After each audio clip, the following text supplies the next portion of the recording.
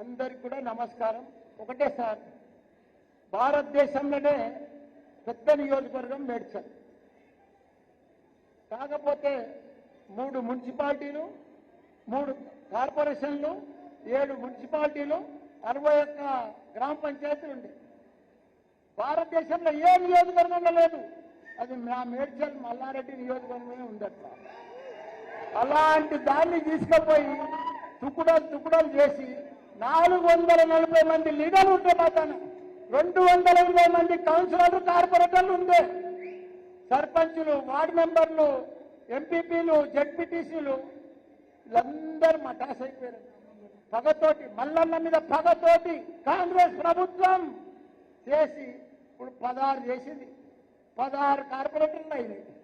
ఒక దాంట్లో కూడా ఒక జిల్లా, ఒక దాంట్లో 3, ఒక దాంట్లో 13. మా వాళ్ళు మొన్న 3 మున్సిపాలిటీలలో ఎలక్షన్ పెడితే వన్ సైడ్ మేడ్చల్ కార్యకర్తలు, మా యువకులంతా కలిసి ఎంత పట్టుబట్టి గెలిపించారంటే వాళ్ళని దమ్ము చేశారు. వాళ్ళు ఉరుదవులు వీరు, మేమే గెలుస్తున్నాం. మల్లారెడ్డిని ఓడగొడతామని ఉర్రుతారు. మన హైదరాబాద్ లో 3 లక్షల ఐటీ ఉద్యోగాలుంటే 9 లక్షలకు తీసుకొచ్చిన ఘనత మన కేటీఆర్. ప్రపంచమంతా తిరిగిండు, దావోస్ పోయిండు, ప్రపంచ దేశాలన్నీ తిరిగి మన హైదరాబాద్ ను చిత్రపటంలో గుర్తింపు తీసుకొచ్చి ఐటీని number 1, Google, Facebook, Apple, Amazon లాంటి కంపెనీలన్నీ కూడా, వాళ్ళ హెడ్ క్వార్టర్స్ అన్ని కూడా మన హైదరాబాద్ కు తీసుకొచ్చిన ఘనత మన కేటీఆర్ సార్. అంత గొప్ప అదృష్టం భారతదేశంలోనే ఆదర్శ రాష్ట్రం ఎక్కడుందంటే అది తెలంగాణ రాష్ట్రం.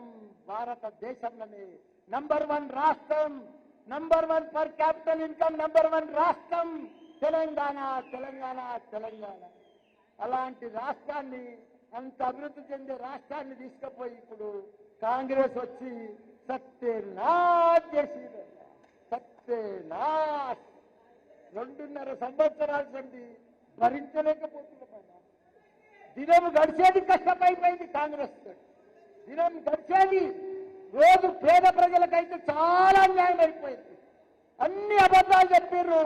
ప్రభుత్వంలోకి వచ్చింది ఇంకా చూట మాటలు, దబాబు, దాగులు, కూలగొట్టడు, హైడ్రా.